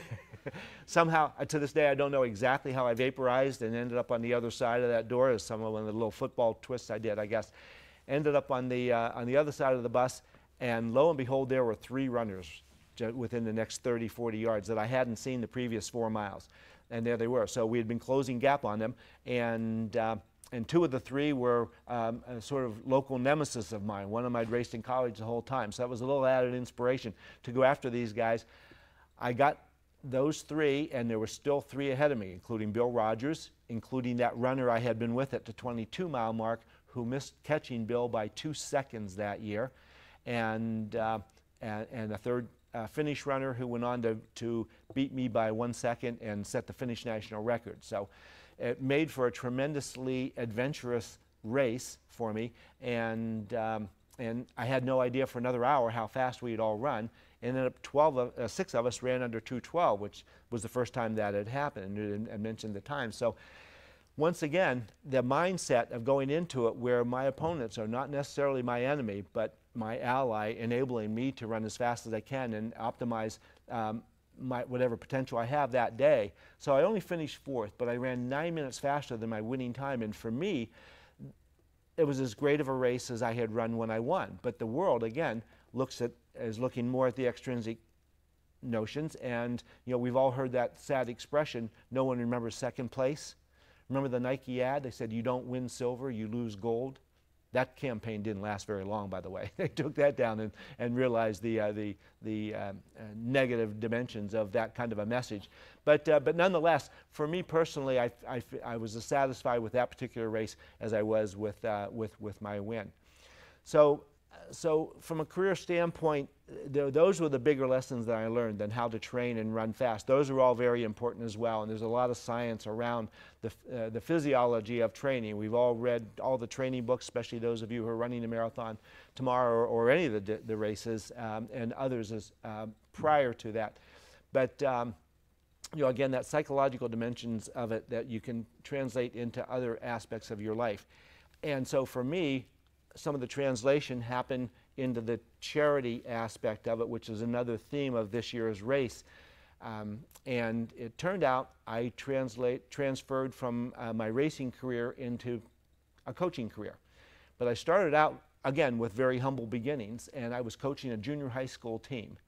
And one of the kids on the team was a hard worker, a real good student. He was a good enough runner that he performed well, but it was really because of the hard work that he was willing to put in. He wasn't a tremendously talented runner in and of itself. Somebody you thought this kid's going to go on and set college records and maybe make an Olympic team in 8 to 10 years. But he was a very, very determined hard worker. So we became friends. I became friends with his family, and we stayed in touch through his high school running career and finally as a freshman in college. And he had been keeping me in touch and informed of a young friend of his who was a cancer patient. He was a good athlete himself as well, but he was treated at the Dana-Farber Cancer Institute in Boston. Some of you may know that name if you're familiar with the Red Sox. There's a logo and the green monster, the left field wall. If you're baseball fans at all, or even if you're not, everybody has seen this at one time or another probably. But it's the Jimmy Fund logo, and the Jimmy Fund is a part of the Dana-Farber Cancer Institute in Boston. They do world-renowned research and treatment for patients there, of course. And so my young friend, Mike's friend, was treated in and out. He'd gone into remission, and he'd relapsed, and this happened several times. So finally, he succumbed as a freshman in college to his disease. And Mike decided that he met some people at Dana-Farber, decided he was going to run the marathon that year and raise some money in his friend's name. This was 1989. Fundraising like we know it today. How many of you who are running tomorrow are running for any charitable organization in particular? None of you? Some of you tomorrow? Okay, good. And I would imagine all of you who've run some races. We certainly see them. If you haven't participated in it yourself yet, I'm sure you eventually will, where you train for a marathon, a 5K, a 10K, a marathon, could be a bike-a-thon, whatever it happens to be, and raise money for a charity of your choice, or for a cause that's near and dear to you. It could be cancer research, could be, just anything, a host of it. But back in 1989, it was in its infancy. You didn't see much of it. And so Mike contacted me, told me this is what he was going to do, and would I be willing to help him train for the Boston Marathon that year, which I was more than happy to do, and I did. And he raised $35,000, and he ran a good marathon, all the while dealing with the loss of his friend, maintaining his full academic curriculum at Harvard College. So a pretty unique young man, and very, very determined once again. So trustees at Dana-Farber saw this run of Mike and an employee at Dana-Farber, and were so inspired by it, they said, if you get some of your friends to run next year, we'll give you a challenge grant. We'll have all the money go to a research program that they had started. And so I had befriended this employee, and he contacted me and said, we're going to do this. Would you help us build a small team? And we're going to raise some money for cancer research here at Dana-Farber. I'm all in. I was working for the marathon at the time. I was a lead athlete liaison. I had a lot of other things going on. But that was much more salient and important to me in terms of extending my own career and having something worthwhile to be involved in than just pushing the numbers and making the marathon as successful as it could be by having fast runners in it necessarily. Not that that's not important. Nonetheless, we got 19 runners to run the Boston Marathon that year, 1990. They raised $50,000. They got the challenge grant. So $100,000 and 19 runners. In 1990 was our first year, and the Dana-Farber Marathon Challenge was born. This past April was our 29th year. We had 530-some runners on our team. We raised more than $6 million, and the money's still coming in. And in the 29 years, have raised more than $90 million for cancer research at Dana-Farber. So that the message here really is you never know. We had no vision whatsoever, no idea that what we did that first year would ever grow in any possible way to the magnitude that it finally has grown. And it's still growing. Every year we raise more money than we did the previous year with the same number of runners. That is kind of capped out. The Boston Athletic Association has a charity program, as just about all the major marathons now do, with charity teams. They provide entry numbers, of which that gets translated into funds raised for the various causes, and they're all very worthwhile causes.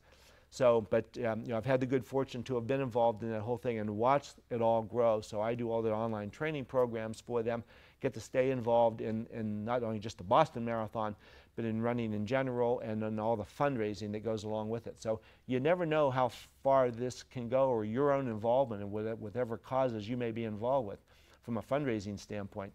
And again, we get testimonial after testimonial of the runners on our team. And many of them, again, coming back to the notion of overcoming adversity, We have runners on our team every year who are cancer patients themselves. We have a whole category called living proof of people who have gone through cancer treatment and have been, to the degree that you can say you're cured of cancer. They're in full remission and living their lives. A lot of the money that's been raised has been used over the many years to develop drugs where now many forms of cancer are basically now chronic diseases. So that you simply take your pills every day and live your life.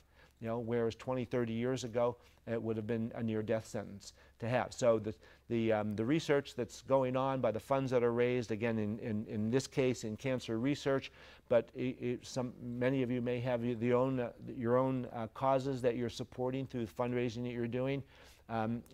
Don't give up. Just like the message that Chris was giving, the only way to fail in this is to quit on it. So the important thing is to just keep showing up. As Woody Allen reminded us all, 90% of life is just showing up. A lot of times the last 10% just sort of happens because we've done that. So don't give up, keep going.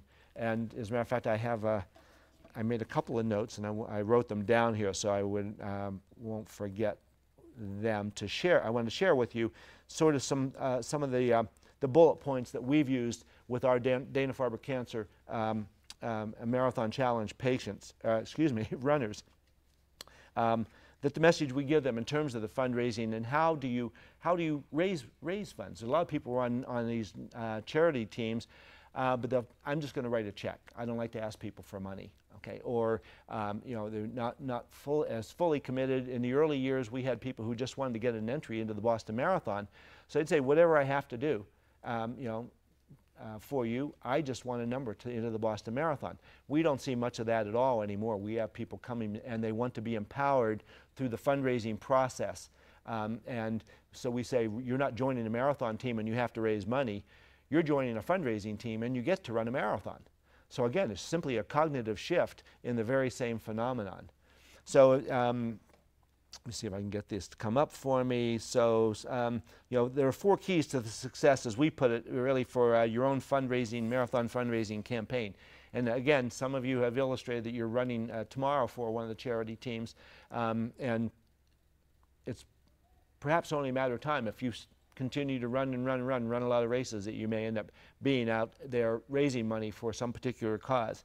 And it's important to select a cause, of course, that is near and dear to you, makes perfect sense, and pick an association that is involved with that cause that is reputable and that you really want to get behind and support. That's critically important.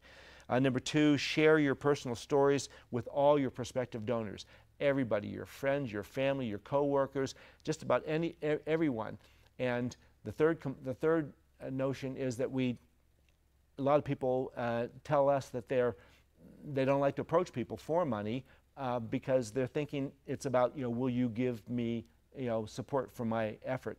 People who donate don't necessarily give to the participant itself. They might give because of them, but they know they're given to the cause itself. And so you want to emphasize that that's where the money's going. And keep in your own mind that they're not giving to you, they're giving to the cause and supporting, the researchers who are going to spend this money wisely. And number 4, follow up, and follow up. You can, if you reach out to everybody in your Rolodex or your contact list now on your iPhone, and you reach them once, some people respond right away and say, yeah, I'm more than happy to support you. Some will say, no, I can't, because they've already given all the money that they're going to give for that year to other charities, or they have other friends who are doing the same event and they've already been tapped out. That's perfectly fine. But there are a lot of them who simply don't respond. Now, we can make up a lot of things about why that is. A lot of them, because you know them and they know you, probably say, oh, okay, they make a note of it and say, I'm going to contribute to my friend, but they don't take the action right away. So you have to find ways of constantly reminding them, but you don't want to be a nag. So there are a lot of different creative ways of doing that as well. You can simply update everybody every week or every other week through your training phase and through your fundraising phase. Remind them of what you're doing, where you are in your fundraising, how you're doing in your training, and a reminder, by the way, if you haven't donated and you're thinking of it, and you just continue to give them opportunities to do that. And it really works very, very effectively in that regard. And that pretty much is, and also unique and novel methods of actually doing the fundraising in addition to simply approach people. A lot of our runners have fundraising parties, galas, either at their home or they'll negotiate a deal with a pub downtown, maybe in the financial district that's real quiet during the weekend, so they're more than glad to have you bring people down. You can have some opportunity drawings there. They'll provide, it's cash bar, so they're making some money and more than happy to open it up, have a DJ. So you throw a party basically and people come down, they'll pay to get in. Doesn't have to be a whole lot, but the more numbers you have, the bigger your ultimate number is going to be. You have some opportunity drawings, otherwise known as raffles, but we call them opportunity drawings. And so a lot of different creative ways you can do this to stimulate it. You can offer up your own professional services if you happen to have that. If you're an accountant or whatever, say I'll do your taxes for you. If you're everybody who gives me $250 or something, I'll review your taxes, or just all kinds of different creative ways to do that. So those are some of the other methods that you can do. Again, on just looking at the gestalt of this, of the charity dimensions of running marathons, raising money for very good causes. So I've touched base on a couple of different topics here, and could go on, but it's getting late here, and you guys have to get home and get some rest and get your last meal in before it's. How many are running the marathon again tomorrow? Just a few of you. Okay. Well, no, not just a few. Okay. And the rest of you, most of the rest of you, hopefully are running something, and if not, you're out there cheering somebody else on, right? So, and that's where we'll be. I now bike myself. I've biked the last 16 years, a 200-mile. And so I'm speaking from firsthand experience in terms of the big fundraisers and whatnot. So having had my meager adversity is having had my hip replaced, so now I live on the bike, and there are a lot of retired runners out there on bikes. Many of you may know different ones in the same category. But the opportunity to simply stay involved and is part of what brought me all the way to Reykjavik, Iceland from Boston, Massachusetts, to be a part of this great event and to have the opportunity to share some stories and whatnot with you folks. So thank you all again very much for coming.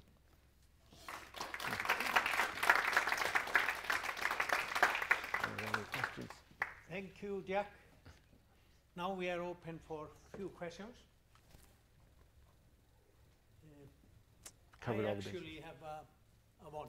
Okay. Yeah. First, I would like to know a little bit about the service you got from the race crews in 1976 in the heat. And secondly, how many miles did you do per week when you were training in 76, 77, 78? Oh, okay. Just a short. Yeah, sure. Well, we got very little assistance, again, from the race itself. As a matter of fact, next to none. But other than the sign that they put on the press bus that said hose the runners, and that motivated a lot of people to come out with their hoses. I think the radio stations that were broadcasting the race also, I think they did cover it on television as well, I can't remember, but they were just announcing to everybody, and it was so oppressively hot at 96 degrees. Temperature actually dropped 20 degrees through the course of the race. Once we get to Boston College, was the 21-mile mark on the top of Heartbreak Hill. All runners have heard of the Heartbreak Hill. And once you get over that hill, it's 5 miles out to Boston and to the ocean, and it would happen to be a cold front moving in off the water and blowing up the hills up to Boston College. And so as soon as we crested that hill, I mean, the temperature in 78 degrees is still pretty warm, but it was drier air in a relative sense. It felt very refreshing. And the last 5 miles, there were fewer lawns in the hoses. They're all townhouses and whatnot, so there were fewer garden hoses out in that last section, but I had already survived the worst of it with all the garden hoses, so was able to continue on. One photograph I have of myself of that race, though, that this Jeff Johnson took, I was in full stride, and a little girl had run out, and she had an orange slice in her hand like that, and she's running in full stride, reaching out, and I'm over here reaching for that orange slice, and our hands are about that far apart. It's the best photograph I have of myself in my entire running career. But so we got help from the kids along the way and all the spectators, but that was pretty much it. But it did change a lot. In terms of my running up at that point, because I was still just coming off a college career, track and cross country, distance wasn't as critical. But I had had marathon experience before I went to Georgetown, so I was not immune to running 100-mile weeks, even for my track training. So I had started ramping it up, and I was probably, when I won Boston, I was averaging about 100, 105 miles a week.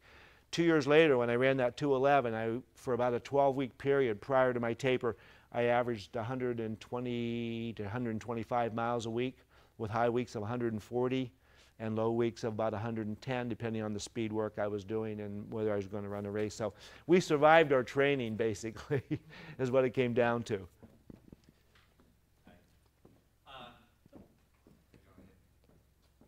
Hi, I'm Jim from Boston. Hey, well. Jim from Boston. Nice to meet you. But I just had a question. Do the elite runners, a lot of times, are they talking to each other throughout the race, or do they some keep quiet, or what was your strategy? Did you talk to the other runners? Yes, I would talk to the others, because usually back then, of course, it was a smaller corps as well. So you almost always knew the guys in the lead pack. Yeah. So some of them you'd be friends with. Some of them, you wouldn't necessarily go out drinking with them, but you certainly knew them all. And so there'd be some chatter and banter going on. I think it's probably less so now because it's such now a global phenomenon, and it turns over every 2 or 3 years. It's a new set of individuals at the front in both the women's and the men's fields. So you see a little bit less of that. But in the smaller confines, the story about the Boston Marathon this year, as you know, that the conditions were horrendous. Okay, and so a lot of the contenders ended up dropping out. I mean, it was 40 degrees, 25-mile-an-hour headwind, pelting rain. So the wet and the wind, had it just been that cold temperature, it would have been ideal. But when you combine it with the pelting rain and this very severe headwind, all the thoroughbreds ended up dropping out. Well, the top 3 American women were basically working with each other, and they were conversing with each other and trying to help each other along and whatnot. Desi Linden, who ended up winning it, she was struggling the most and the earliest, and figured, come on, Molly Huddle and Shalane Flanagan, I'll help you along. Let me lead for you and help you as best I can, because I'm not going to be able to finish this race. I'm hurting. And this is before 10 miles. And so she did that, but again, it probably goes back a little bit to what I was talking about earlier. Took her mind out of the race, out of the need to be beating everybody around her. I'm just here to help, okay? And now all of a sudden she's relaxed a little bit more, and she's running kind of freely, and she's open-minded, and she's not so overtly focused on the outcome itself, which can contaminate one's performance. I suspect that had happened too, whether I haven't seen her articulate that, but next time I see her, I'm going to ask her if that may not have played a bit of a role in her finally getting to the 25 mile and saying, my God, I'm leading. Shalane and Molly are gone, and now now I've taken over the lead.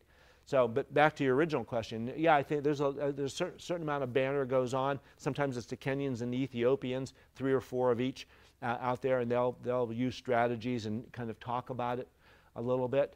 One quick story, if I may, and talking about in 1978, after Jerome Drayton had criticized the race a bit to make some changes, to put some clocks out there and some water stops. The race always started at noon back then, by the way, 12 o'clock noon. So finally, in '78, they put out some big sweep clocks, big analog sweep clock. They didn't have digital clocks yet, and there was one on a tree at the 10-mile mark, very close to the 10-mile mark. So it was the idea of giving us a sense of what pace we were running. So we get right to the 10-mile. I'm in the second pack, and we're flying. But again, we didn't know until that point. Finally, someone in my group, and it was a conversation, guys were chatting, somebody said, hey, look, a clock. And somebody else yelled, did anybody get the time?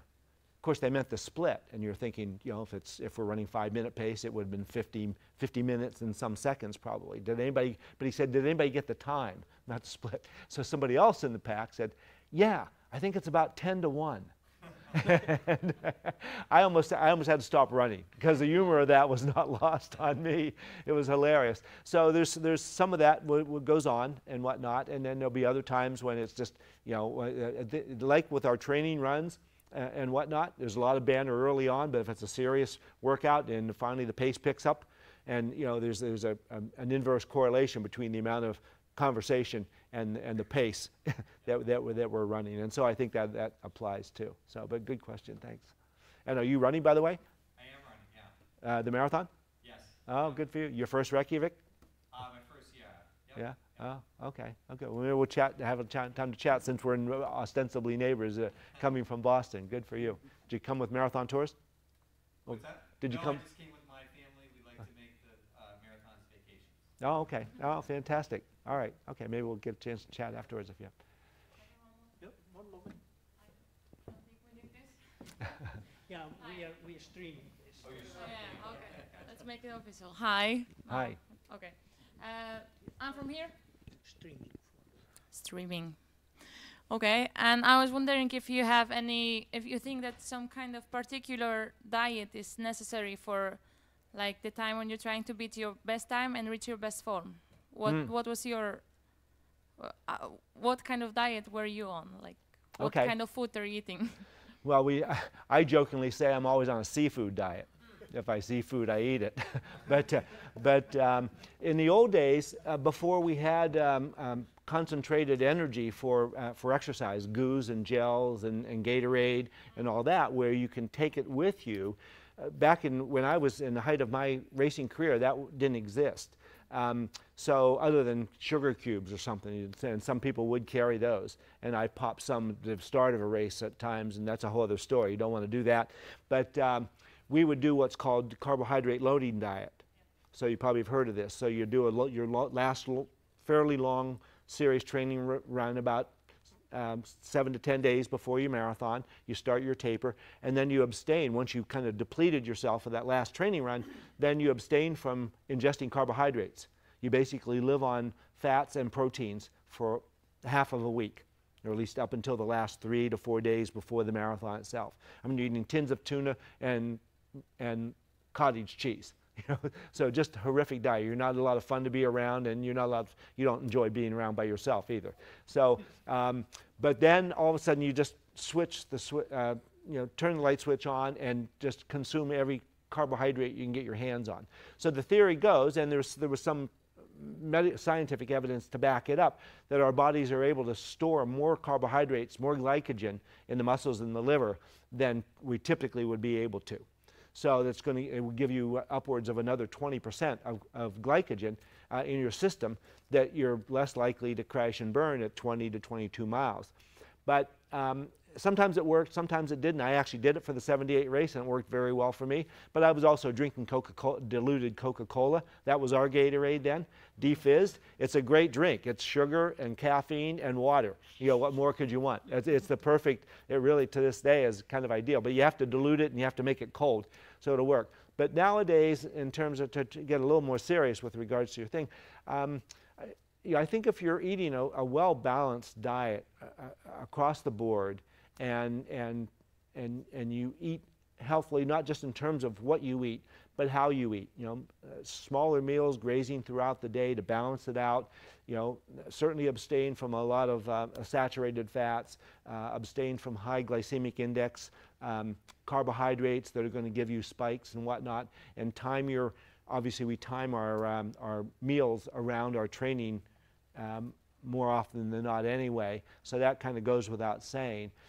But timing it that way, and then finding the kind of gels that you can carry that work for you, that they sit well in your stomach, and that you like the taste of, and then know through your training and maybe training races leading up to the more important races in your seasonal calendar, to know when to time it, so that you really know when to take them. Those things are all important, but come down to personal experience. I think we're all experiments of one, as George Sheehan once said, and you have to experiment with all of that. Don't think that there's one particular special method that you're looking to make happen. It's going to come down to your own personal experiences. I think as long as you're getting everything that's available from a nutritional standpoint, you're more likely. You should really be fine, I would think. But I had another thought related to that, and then now it's escaped me. But when in doubt, less is more, we say, not only in terms of training mileage, but some people feel they need to get up and eat a fairly substantial breakfast before a race or something like that. As we jokingly say, no one's ever starved to death in a race. But if I may extend the conversation to get outside the boundaries of nutrition, and thinking of pacing, what all goes into running a good race. Nutrition is certainly an important part of that, but also we tend to think that it's all about what fitness we can take to the starting line that's going to define whether we're going to have a good race. Now maybe that we're going to run the time that we're hoping to run, assuming the weather's good and all of those other things, and we get up on the right side of bed and our personal stars are aligned, because some days we have our days and some days we just don't for whatever reasons.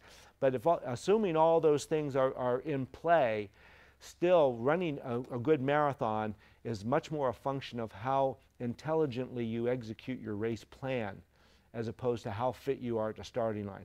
There are very high-level elite runners, and men and women, who drop out of races because, for different reasons. Sometimes they have to take chances staying in the race lead pack because of the pacing, that they know they're either going to run particularly well or they're going to get thrown right out the back.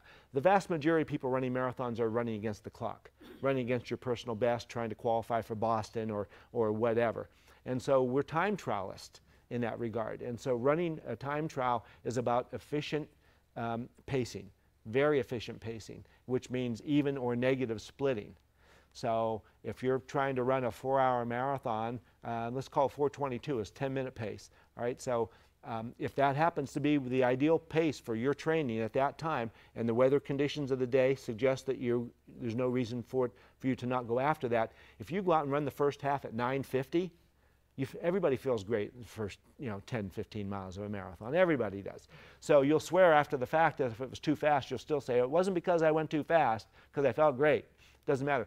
If you run 9:50s for the first half, but 10-minute pace was really what's ideal for you, and we don't know until after the fact what really is the right pace, but you'll pay at a rate of 3 or 4 to 1 on the back half.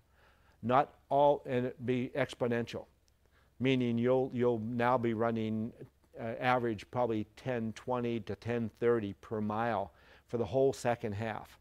Most of that damage will come in the last 3 miles when you're walking 12, 13-minute miles, just because you went out 10 seconds too fast per mile in the front half. So again, when in doubt, less is more. And I tell all our runners, if in that first third of any race, first mile of a 5K, first 8 to 9 miles of a marathon, if you don't feel like you're running too slow, you're running too fast. Okay? So you need to hold back and be that conservative and be that comfortable with what you're doing. And worst case scenario, if in fact you're more conservative than you really needed to be, you're just going to have that much more for the last 10K to really be cranking. And that's when a time when 90% of the field is slowing down. Excuse me. So if you're picking your pace up a little bit, you're passing people, and it's always psychologically better to be a passer than a passee, right? Even though you're not really racing those people, it's, psychologically we get that boost. And you feel good because you're still running a good pace. You're getting some speed out of your effort. There's not a positive, an overtly positive correlation between speed and effort. At the beginning, we can be running fast and easy. At the end, we're running hard and slow. That doesn't make any sense, but that's the reality. So again, coming back to, if you paced out, the nutrition you're going to be taking and the hydration. And another component of nutrition that is misunderstood, less so in cool marathons, but when it's warm out there and you're sweating a lot, but even so tomorrow, is sodium. People run into sodium problems and on too little sodium, more than too little glycogen, sugar. So but if you haven't started training and ingesting salt tablets, you don't want to do it now. That's something, any of these new components you want to try, it's imperative that we include them in the last couple months of our training so we know what works and what doesn't work and stuff. So that's a long-winded answer to you. I hope it answered your question. Okay, thanks. Very good. I think the time is running out. It is. Okay. Thank you, Jack. Thank you very much, Knut, and thank all of you. Good luck tomorrow, whatever you're running, whatever distance we'll be out there cheering you on, and good luck in the rest of your careers as well. Thank you very much. Okay, that's great.